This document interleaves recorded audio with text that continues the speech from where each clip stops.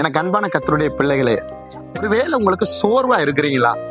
ஊழிய பாதையிலையும் சரி, உங்க வாழ்க்கை பாதையிலையும் சரி, உங்க குடும்பத்திலையும் சரி, ஒரு சோர்வு. என்ன அப்படின்னா, இன்னைக்கு ஆண்டவர் உங்க மேல வச்சிருக்க திட்டம், ஆண்டவர் உங்க மேல வச்சிருக்க தரிசனத்தை நீங்க ஓட முடியல. இப்ப நிறைய பேருக்கு அழைக்கிறது ஏசப்பா தான்.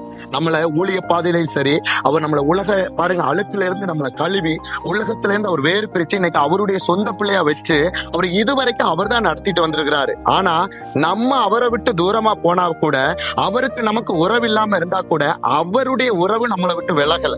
ஆனா இது அநேகருக்கு தெரியாது. இப்ப என்ன விஷயம் அப்படின்னா, பாருங்க, அழைக்கப்படும் பொழுது ஏசப்பால அவ்வளவு வைராக்கியத்தோட வந்துடுறோம், நல்ல ஒரு அர்ப்பணிப்போட வந்துடுறோம். ஆனா வனாந்திர பாதை, நம்முடைய வாழ்க்கை பாதையில நடந்து வரும் பொழுது அவர் நம்ம கூட இருக்காரா, அவர் இல்லையா, அவர் நம்மளை விட்டு போயிட்டாரா, ஒருவேளை இனி நடத்த மாட்டாரா? பல பேருக்கு பல கவலை.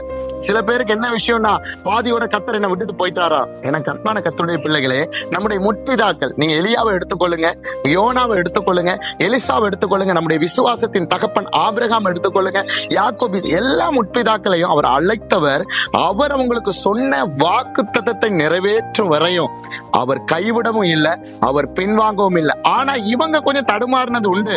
எலியா சூரச்செடியில போய் படுத்தது உண்டு, யோனா கப்பல்ல அடித்தட்டுல போய் படுத்தது உண்டு.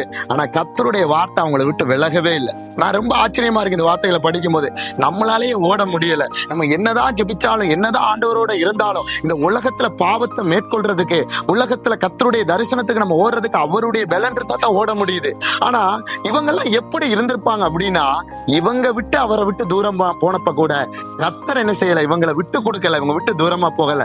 அதான் எரேமியாவுக்கு கர்த்தர் ஒரு வார்த்தை சொல்றாரு. எப்படின்னா, எரேமியா 1:5 சொல்லுது, நான் உன்னை தாயின் வயிற்றில் உருவாகும் முன்னே உன்னை அறிந்தேன், நீ கற்பத்திலிருந்து வெளிப்படும் முன்னே நான் உன்னை பரிசுத்தம் பண்ணி உன்னை ஜாதிகளுக்கு தீர்க்கதரிசியாய் கட்டளையிட்டேன் என்று சொன்னார். அப்படின்னா எரேமியாவுக்கு தெரியாது என்னுடைய வாழ்க்கை எப்படி இருக்கும்னு, எரேமியாவுக்கு தெரியாது நான் பிறந்தா எப்படி வருவேன் அப்படின்னு. ஆனா தாயினுடைய வயிற்றிலேயே அவர் முன்குறிச்சிட்டாரு. இதை பார்த்துட்டு இருக்கிற உங்களையும் கர்த்தர் உங்க சொந்தத்துல இருந்து வேறு பிரிச்சிருக்கிறாரு. பாருங்க, உங்களை வேற விதமா அவர் வணங்கி அவர் உங்களை அழைச்சதாலதான் இன்னைக்கு இதுவரைக்கும் நம்ம ஜீவனோட இருக்கிறோம். ஆனா நமக்கு ஒரு கவலை, நமக்கு ஒரு வேதனை. எப்படி தெரியுமா? ஆண்டவர் நடத்துவாரா? என் குடும்பத்தை நடத்திட்டு போவாரா?